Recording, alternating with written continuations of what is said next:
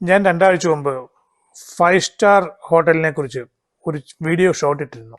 ഇന്ത്യയിലെ ഏറ്റവും കൂടുതൽ 5 സ്റ്റാർ ഹോട്ടലുകൾ ഏത് സംസ്ഥാനത്താണ് ഉള്ളതെന്ന്. എന്റെ വീഡിയോയിൽ ഞാൻ ബോംബെ, ഡൽഹി എന്നുള്ള വാക്കുകൾ ഉച്ചരിച്ചപ്പോൾ പല അനിയന്മാർക്കും ഇവിടെ താല്പര്യം എന്തായിരുന്നു വെച്ചാൽ, ബോംബെ ഒരു സംസ്ഥാനമല്ല, ഡൽഹി ഒരു സംസ്ഥാനമല്ല, ബാംഗ്ലൂർ ഒരു സംസ്ഥാനമല്ല എന്ന് പറഞ്ഞ് ഞാനെന്തോ വലിയൊരു മഹാഭാവം ചെയ്തെന്ന് ആക്കി തീർക്കുകയായിരുന്നു അവരുടെ ശ്രമം. എനിക്ക് ഈ അനിയന്മാരോട് പറയാനുള്ള ഒന്നേ ഉള്ളൂ, നിങ്ങളിങ്ങനെ ഒരു ചെറിയൊരു കാര്യം വലിയ ആനയായിട്ട് പൊക്കി പറയുമ്പോൾ അത് നിങ്ങളുടെ വിവരക്കേടിനെ കാണിക്കും. അതൊന്ന് മനസ്സിലാക്കിയേ കൊള്ളാം. ഈ കാലത്ത് 10ാം ക്ലാസ് പാസ്സായ ഏതൊരുത്തിനും അറിയാം ബോംബെ ഒരു സംസ്ഥാനമല്ലെന്നൊക്കെ. കോണ്ടന്റ് എന്തായിരുന്നു, നിങ്ങൾ അതിനെക്കുറിച്ചാണ് നിങ്ങൾ ചിന്തിക്കേണ്ടത്. 5 സ്റ്റാർ ഹോട്ടലുകൾ ഇന്ത്യയിൽ ഏറ്റവും കൂടുതൽ എവിടെയാണ് ഉള്ളത്? ഇതല്ലായിരുന്നോ ബോംബെ സംസ്ഥാനമാണെന്നൊക്കെ ഉള്ളതല്ലോ. അതുകൊണ്ട് അനിയന്മാർ ഈ ഒരു ചെറിയ കാര്യം പറയുമ്പോൾ നിങ്ങളാണ്ട് വലിയ റോക്കറ്റ് സയൻസ് നടത്തിയ പോലെ, ഏതോ ഒരു ഉപഗ്രഹം വിക്ഷേപിച്ച പോലെ എന്തോ ഒരു സാറ്റിസ്ഫാക്ഷൻ നിങ്ങൾക്ക് കിട്ടുന്നുണ്ടെങ്കിൽ നിങ്ങൾ ആശ്വസിച്ചോളൂ. പിന്നെ വേറെ കുറെ കമന്റുകൾ കണ്ടു. കേരളത്തിലെ 5 സ്റ്റാർ ഹോട്ടലുണ്ടെന്നൊക്കെ പറയുന്നൊന്നും സ്റ്റാൻഡേർഡ് ഇല്ല, ഇതൊക്കെ വെറുതെ ബാർ ലൈസൻസ് കൊടുക്കാൻ വേണ്ടിയിട്ട് ആൾക്കാർ 5 സ്റ്റാർ ഹോട്ടൽ തുടങ്ങിയതാണ്. അതായത് ബാർ നടത്താൻ വേണ്ടിയിട്ട് 5 സ്റ്റാർ ലൈസൻസ് എടുത്തതാണ്. ഇത് പിണറായിക്ക് കാശുണ്ടാക്കാനുള്ളതാണ്, കമ്മ്യൂണിസ്റ്റുകാർ കാശുണ്ടാക്കാൻ വേണ്ടി ചെയ്യുന്നതാണ് എന്നൊക്കെ പറഞ്ഞുകൊണ്ട് കുറെ പിണറായി കമ്മ്യൂണിസ്റ്റ് വിരുദ്ധരുടെ കമന്റുകളും ഉണ്ടായിരുന്നു. അതുകൊണ്ട് ഞാൻ വിചാരിച്ചു ഈ 5 സ്റ്റാർ ഹോട്ടൽ എന്താണെന്നും അതിന്റെ ലൈസൻസ് ആരാ കൊടുക്കുന്നതിനെ കുറിച്ചൊക്കെ പൊതുജനങ്ങൾക്ക് ഒരു അറിവുണ്ടാകാൻ വേണ്ടിയിട്ട് ഒരു ചെറിയൊരു വീഡിയോ.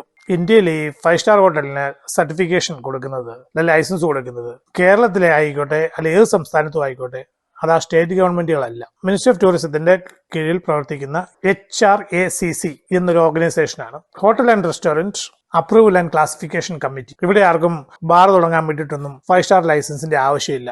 കുറെ വർഷങ്ങൾക്ക് മുമ്പ് കോൺഗ്രസ് ഗവൺമെന്റ് ഭരിച്ചിരുന്ന സമയത്ത് കേരളത്തിലെ ബാറുകളും ഒക്കെ നിരോധിച്ചായിരുന്നു. അത് കഴിഞ്ഞിട്ട് കമ്മ്യൂണിസ്റ്റ് ഗവൺമെന്റ് വന്നു കഴിഞ്ഞപ്പം അവർ ചില നയങ്ങളൊക്കെ മാറ്റം വരുത്തി 3 സ്റ്റാർ ലൈസൻസ് എങ്കിലും വേണം, സർട്ടിഫിക്കറ്റ് എങ്കിലും വേണം ഹോട്ടലുകാർക്ക് ബാർ നടത്താനെന്ന് പറഞ്ഞു. അപ്പോൾ ചില ഹോട്ടലുകളൊക്കെ അവരുടെ ഫെസിലിറ്റി ഉണ്ടല്ലോ അതിന്റെ സ്റ്റാൻഡേർഡൊക്കെ ഉയർത്തി 3 സ്റ്റാറിന് വേണ്ട കാര്യങ്ങളൊക്കെ സജ്ജീകരണങ്ങളൊക്കെ നടത്തി ബാർ ലൈസൻസ് എടുത്തു. അല്ലാതെ ഒരിക്കലും ആർക്കും തന്നെ ഒരു ഹോട്ടലുകാർക്കും ബാർ ലൈസൻസ് കിട്ടാനായിട്ട് 5 സ്റ്റാർ ലെവലിലേക്ക് ഉയർത്തേണ്ട ആവശ്യമില്ല. അതൊരു തെറ്റിദ്ധാരണയാണ്. മദ്യം വിൽക്കാനല്ല 5 നക്ഷത്ര ഹോട്ടലുകൾ തുടങ്ങുന്നത്. ചിലരൊക്കെ കമന്റ് എഴുതിയിരുന്നു, ഇവിടുത്തെ 5 സ്റ്റാർ ഹോട്ടലൊന്നും ഒന്നുമല്ല, വെറും പേരിന് മാത്രമേ ഉള്ളൂ, അത് കള്ളുകുടിക്കാനുള്ള സ്ഥലമാണ്. ബോംബെയിലെയും ഡൽഹിയിലെയും ഒക്കെ 5 സ്റ്റാർ ഹോട്ടലുകളെ വെച്ച് നോക്കുമ്പോൾ ഇവിടുത്തെ ഒന്നും അല്ല എന്നൊക്കെ പറഞ്ഞിരുന്നു. നിങ്ങൾ ഈ ഹോട്ടലിന്റെ പുറത്ത് പോയിട്ട് കെട്ടിടത്തിന്റെ വലിപ്പം കണ്ടിട്ട് വന്നിട്ട് കേരളത്തിലെ ഹോട്ടലിന്റെ വലിപ്പം നോക്കിയിട്ട് കമ്പയർ ചെയ്യാൻ നോക്കിയാൽ അത് നിങ്ങളുടെ വിവരക്കേടാന്ന് ഞാൻ വീണ്ടും പറയും. മുമ്പേ പറഞ്ഞ HRACCയുടെ ഗൈഡ് ലൈൻ പ്രകാരം ഉള്ള മാനദണ്ഡങ്ങൾ പാലിച്ചു കഴിഞ്ഞാൽ, ഫെസിലിറ്റികൾ ഉണ്ടാക്കി കഴിഞ്ഞാൽ, നാളെ നിങ്ങൾക്ക് വേണമെങ്കിലും കൈ കാശുണ്ടെങ്കിലും ഒരു 5 സ്റ്റാർ ഹോട്ടൽ തുടങ്ങാൻ പറ്റും. അതിനായിട്ട് പ്രത്യേകിച്ച് ആർക്കും കൈക്കൂലി കൊടുക്കേണ്ട ആവശ്യമൊന്നുമില്ല.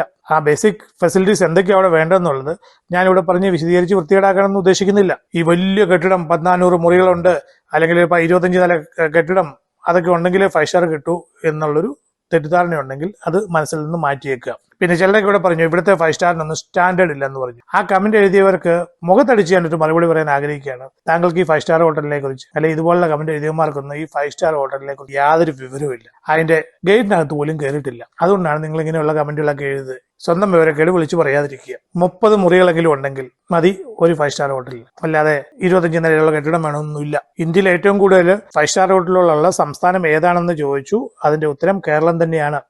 എന്നെ ആരും പറഞ്ഞ് തെറ്റിദ്ധരിപ്പിച്ചൊന്നുമല്ല. ടൂറിസം മിനിസ്ട്രിയുടെ വെബ്സൈറ്റ് പരിശോധിച്ചു കഴിഞ്ഞാൽ നിങ്ങൾക്ക് അതിനകത്ത് വ്യക്തമായ വിവരം കിട്ടും. ഞാൻ ഈ ഡാറ്റ അവിടെ നിന്നാണ് എടുത്തത്, അല്ലാതെ എന്റെ അടുത്ത് ആരും വന്ന് പ്രത്യേക ചെവി വന്ന് പറഞ്ഞു തന്ന കാര്യമൊന്നും അല്ല ഇത്. 45 5 സ്റ്റാർ ഹോട്ടലുകൾ കേരളത്തിലുണ്ട്. കുമരകത്തുണ്ട് 5 സ്റ്റാർ ഹോട്ടൽ. അതൊരു ടൗണോ സിറ്റിയോ ഒന്നുമല്ല. അവിടെയുണ്ട് താജ് ഗ്രൂപ്പിന്റെ 5 സ്റ്റാർ ഹോട്ടൽ, 5 സ്റ്റാർ റിസോർട്ട്. ഒരു 5 സ്റ്റാർ ഹോട്ടലും തുടങ്ങുന്നത് അവിടുത്തെ ലോക്കൽസിന്റെ ഇന്ന് ബിസിനസ് കിട്ടുമെന്ന് വിചാരിച്ചല്ല.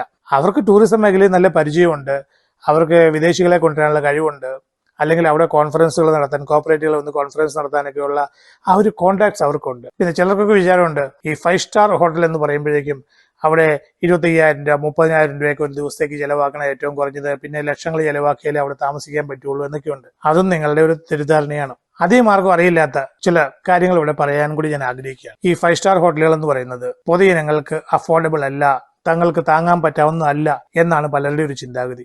അത്രയൊന്നും കാശ് നമ്മുടെ കയ്യിലില്ല, അതൊക്കെ വലിയ വലിയ ആൾക്കാരുടെയാണ്. എങ്കിൽ ഞാൻ പറയുന്നു, നിങ്ങൾ ശ്രദ്ധിച്ചു കേൾക്കുക. ഏതൊരു സാധാരണക്കാരനും ഈ 5 സ്റ്റാർ ഹോട്ടലിൽ പോയി ഭക്ഷണം കഴിക്കാൻ സാധിക്കും. നിങ്ങൾ ഒരു 15,000 രൂപ ചെലവാക്കാനുണ്ട് ഒരു വർഷത്തേക്ക് ഉള്ള മെമ്പർഷിപ്പ് എടുക്കാം ഈ 5 സ്റ്റാർ ഹോട്ടലുകളിൽ. മിക്കവാറും എല്ലാ വലിയ 5 സ്റ്റാർ ശൃംഖലയ്ക്കും ഈ മെമ്പർഷിപ്പ് പ്രോഗ്രാം ഉണ്ട്. ചിലർ അതിനെ ലോയൽറ്റി പ്രോഗ്രാം എന്ന് പറയും, ചിലർ അവരുടെ ഹോട്ടലിന്റെ പേരും ചേർത്തിട്ട് ഒരു ക്ലബ്ബ് പ്രോഗ്രാം എന്ന് പറയും. ഏകദേശം 12,000 രൂപ മുതൽ 25,000 രൂപ വരെയാണ് ഈ ക്ലബ് മെമ്പർഷിപ്പിനുള്ള ഫീസ്. ഇത് ഒരു വർഷത്തേക്കാണ്. നിങ്ങൾക്ക് ഒരു ആധാർ കാർഡ് ഉണ്ടോ ആർക്ക് വേണമെങ്കിലും ഈ മെമ്പർഷിപ്പ് എടുക്കാവുന്നതാണ്. ഈ ആനുവൽ ഫീ കൊടുത്തു കഴിഞ്ഞാൽ നിങ്ങൾക്കൊരു മെമ്പർഷിപ്പ് കാർഡ് കിട്ടും. ഈ കാർഡുമായിട്ട് പോയി കഴിഞ്ഞാൽ നിങ്ങൾക്ക് അവിടെയുള്ള ഫെസിലിറ്റികളെല്ലാം തന്നെ വളരെ ചെലവ് കുറച്ച് നിങ്ങൾക്ക് ആസ്വദിക്കാൻ സാധിക്കും.